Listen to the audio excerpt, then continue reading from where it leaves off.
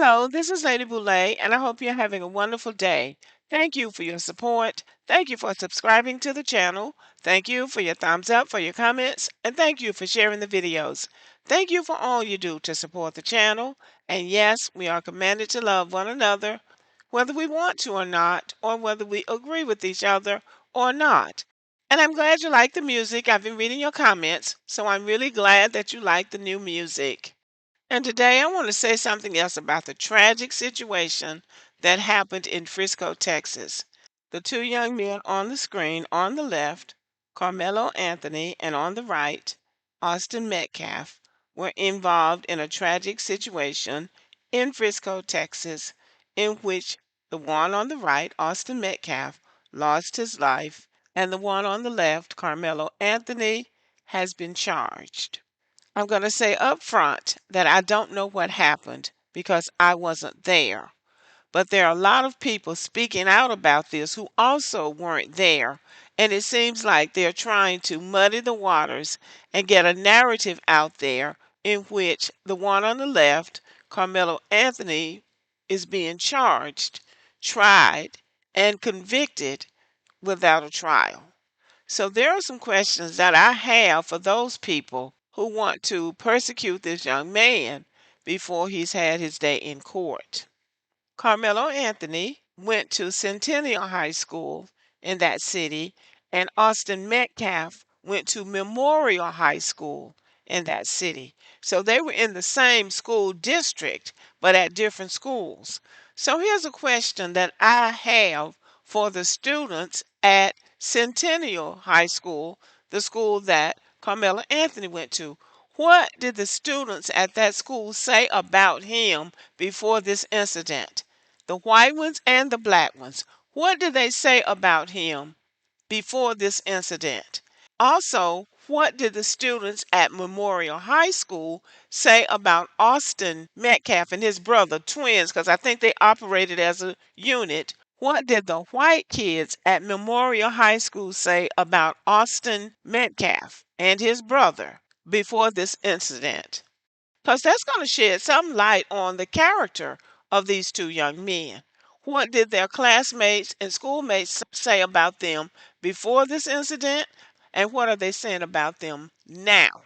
That's what I would like to know.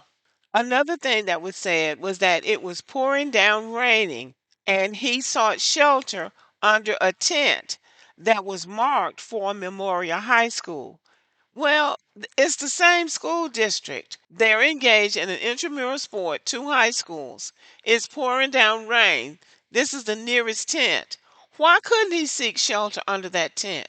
Why was it such a big deal for him to be under that tent when it was pouring down raining? They're treating the tent just like it's their own personal home. This was a makeshift facility from what I was able to see from television at a school event. And they're treating it like it was a home invasion. He was in the wrong tent. Something is wrong with that. And another thing is there seemed to have been no supervision. If this was a school event, there should have been some adult supervision. In any classroom management class, when you're doing teacher training, one of the greatest taboos is for children to be trying to discipline other children. That is never acceptable. Who put him in charge of supervision? That is a real no-no in education. So where was the adult supervision? And I'm still asking the question, why couldn't he seek shelter from the rain under that tent? They were not we're not at war. It's supposed to be a friendly school competition. Why was it so upsetting that he would run under that tent for shelter from the rain? Why would that cause somebody else to want to throw him out? You're in the wrong tent. My goodness, a tent. I hear people talk about he was in the shelter. He was in the wrong shelter. What are you talking about? It's just a school event. I don't think he was planning to stay there for the night. It was just to seek shelter from the rain. Carmelo Anthony had a very bright future ahead of him. He had already been offered scholarships to play football on the college level. There would be no reason for him to go into a school event where he was running track. There would be no reason for him to go into a school event of which he was a part. He was a track star. There would not have been any reason for him to go to that school event planning to commit a crime. It's just absurd to think that that was what was on his mind. He wasn't just loitering about a random character on the campus. He was a track star. He was a participant in the event. And why were they holding the event in the rain anyway? And there was something else that came out in the comment section of one of my videos in which somebody said that he did not have the unauthorized weapon that they claim he had.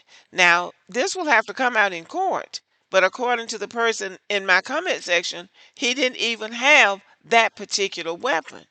Now, that's going to be interesting. That's going to be something that really needs to come out in court.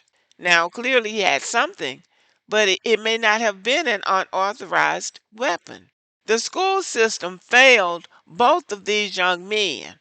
And that is where, to me, that is where the real responsibility lies. Because had there been adult supervision under that tent, and that young man from the same school district in a friendly school competition sought shelter under that tent, the adult should have been able to say, "Oh yeah, okay, come on in.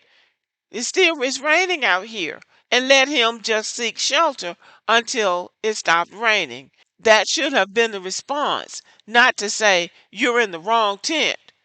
You need to get out of our tent." This is the most ridiculous thing that I have heard, that somebody would take so seriously another person trying to get in out of the rain. But for the people who are trying to drive the narrative that all of the fault is on Carmelo Anthony, I say, let's just save all of it for the court. Let it come out in court. Because if you are lying, what that says is you are afraid of the truth. And the truth needs to come out in trial. Liars are the only people that are afraid of the truth. And that is why you have to keep adding on untruths, unproven truths to make your case seem stronger. Because once you tell the truth, you don't have to do that but one time. You don't have to keep adding to it, and you don't have to keep taking from it. This was a tragedy for these two young men and their families. It was a tragedy that can't be undone. It's done. But what needs to happen now is that the public, we all need to know what actually happened under that tent that day. It would be instructive for the people who are supervising these young people that this is a serious matter. These are two 17-year-old young men that needed to be supervised because they were still operating under the jurisdiction of that school system. The obsession in America's schools now is tests, test scores, tests, tests, tests. What did you make on the test? Did you make AYP? You know what? There's not enough emphasis on teaching these young people how to treat each other. And that needs to be a part of the curriculum too. Because we can't go back to slavery days. We're not going back to slavery days. We're not going back to Jim Crow days. So America needs to make up its mind what kind of society it wants to be. Because at the end of the day, nobody is going to look at this and think that race wasn't involved in some way. Let's just be real about that. And America really needs to make up its mind what its emphasis is going to be on. Because you're dealing with young people, impressionable young people, you're dealing with human beings. And at some point, we have to learn to acknowledge each other's humanity. Because if we don't, we're all going to end up perishing under something stupid. And that's just all I got to say about this. Thank you for listening. Let me know what you think about the video and have a good evening.